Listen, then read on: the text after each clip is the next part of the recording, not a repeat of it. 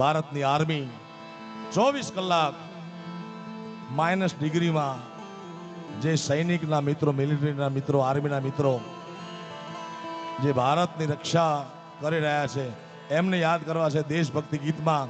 દરેકને વિનંતી પોતાના બે હાથ ઊંચા રાખી તાળીઓનો નાદ આપે, કારણ કે એમની પાસે ગાવા માટે એક જ ગીત છે. હમ જીએંગે ઓર મરેંગે એ વતન તેરે લીએ દિલ જાન ભી દે.